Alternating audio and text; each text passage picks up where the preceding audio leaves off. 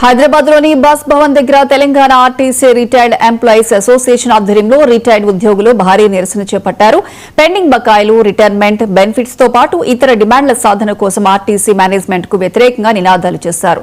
2017-2021 సంవత్సరాలకు సంబంధించిన బకాయిలను వెంటనే చెల్లించాలని, రిటైర్డ్ ఉద్యోగులకు మెరుగైన వైద్య సౌకర్యాలు కల్పించాలని డిమాండ్ చేశారు. నిరసన నేపథ్యంలో బస్ భవన్ దగ్గర పోలీసులు భారీగా మోహరించారు.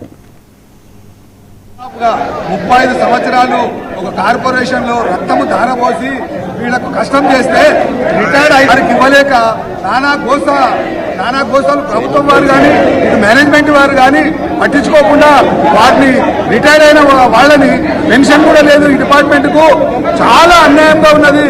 కాబట్టి దయచేసి ప్రభుత్వం ఇప్పటికైనా కానీ ఆ ప్రభుత్వానికి ఇచ్చి మరి రేవంత్ రెడ్డి గారి ప్రభుత్వాన్ని తెస్తుంది.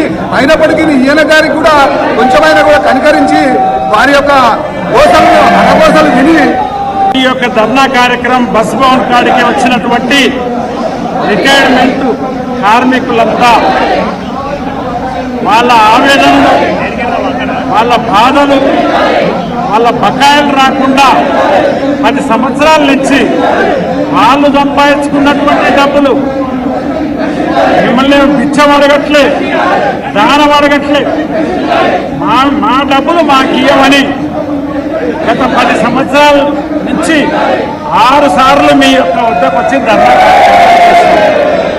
మరి ఈ ప్రభుత్వం పోయిన ప్రభుత్వం మీకు అన్యాయం చేసింది.